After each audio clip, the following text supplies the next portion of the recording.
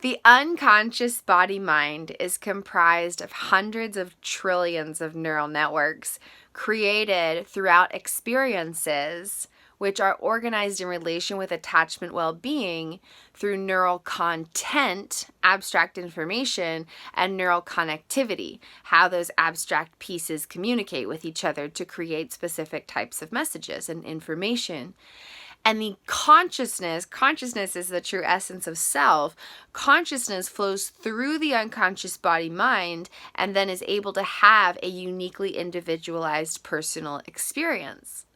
The unconscious body-mind has two jobs: navigation and regulation.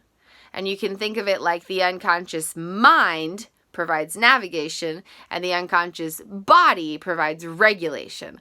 Together, the unconscious body-mind navigates and regulates existence. And the way navigation is occurring affects regulation, and the way regulation is occurring affects the activation of navigation. So they're constantly interworking and impacting each other, and the link between them is implicit memories in relation with attachment well-being.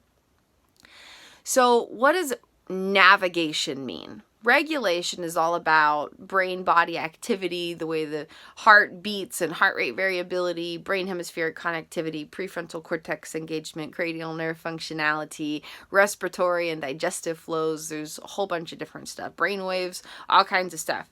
But what is navigation? Okay, navigation is all the different thoughts, feelings, and action patterns that create a personal experience.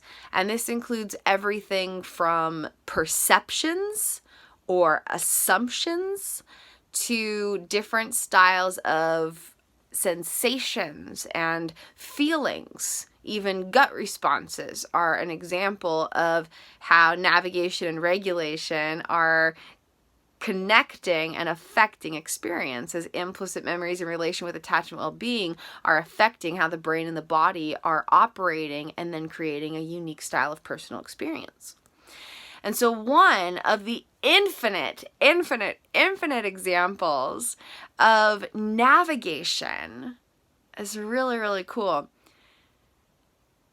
is how we know how to connect with or associate with our name. Okay? Let's say that someone has a name like Bobby Joe von Wittgenstein. Just using this as an example. Bobby Joe von Wittgenstein was actually the name of a praying mantis that I once knew. So, in honor of this praying mantis, I'm going to use this name as an example. And this is something the original teenage Kristin came up with. She found a praying mantis. They were friends. They went on long walks together, and she named him Bobby Joe von Wittgenstein just because she felt like it, pretty much. Okay, so let's use this name. All right, so there's someone named Bobby Joe von Wittgenstein. And Bobby's walking down the street, and someone shouts out, "Hey, Frank!" Bobby Joe von Wittgenstein does not respond. Why? Why didn't he respond to the other person saying, "Hey, Frank!" Because Bobby Joe von Wittgenstein's unconscious body-mind has neural wiring in the implicit procedural memory data in his unconsciousness or subconscious, and it has information that says, "Hi, I'm a self, and I associate with the name Bobby Joe von Wittgenstein." And so when the stimulus of hearing Frank comes through the sound waves, it doesn't activate neural wiring to provide navigation that says that he should respond. Pretty interesting, huh? Pretty interesting, right? I mean, you might kind of glance over if someone's shouting it just because you're curious about why they're shouting. But you get the point. You get the point. Okay, so let's say Bobby Joe von Wittgenstein is walking and someone says, "Hey, Bobby Joe! Bobby Joe von Wittgenstein!" Bobby Joe turns to look because hearing the stimulus of that specific type of sound wave that creates the concept of Bobby Joe von Wittgenstein activated his implicit procedural memories, and it provided a type of navigation that said, "Hey, that's actually you associate with this, and it's being activated, and so I'm providing navigation as the unconscious body mind. Hi, and this navigation says, hey, someone's calling your name, you're supposed to respond to that. And the instinctive automatic action pattern, the automatic choice to look over at whoever is saying this, that automatic choice happens instantly. That is a result of the activation of implicit procedural memory data. Isn't that so cool? Just little everyday stuff. It's so magical. It's so magical to explore it all. And so that's one of the infinite examples about how the unconscious body mind provides navigation. And so there's a couple really interesting that's happening there. One is the activation of procedural memories that are providing navigation. And the second is the result of that activation. Because in that moment, Bobby Joe von Wittgenstein probably did not stop and be like, I think I hear my name being called. I should probably turn and see what's happening and who is saying that. He probably didn't go through a thought process like that. Instead, it's Bobby Joe von Wittgenstein, and immediately the body turns to engage. It happens instantly. There's no thought process and lag time between the activation of the procedural memory and the choice to respond to it. You see that? There wasn't this thought process of, oh, I'm noticing that I am hearing my name and I shall turn and see who is speaking. Instead of having that thought process consciously, the unconscious mind and body say, boom, I'm making an automatic choice for you because your name is being called in that direction. And so that's another profound example of there's so much happening automatically. There's so much happening automatically, so much faster than we can consciously fathom.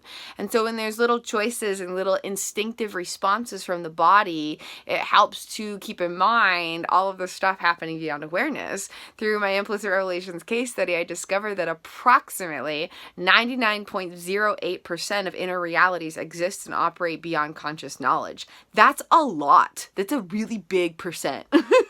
Like almost the totality. It's incredible. And we all have trillions of self aspects. And so there's always parts of us that are experiencing stuff that we might not directly There's parts of us experiencing stuff that we might not directly know about. And so just keeping that in mind in everyday life is so helpful and so beneficial when we are bringing awareness to ourselves and when we are using this conscious awareness to consciously respond to others who might not be aware of what's happening in their unconscious body mind. And then we can just bring awareness and love and compassion to all types of situations within our beingness and as our beingness moves through life.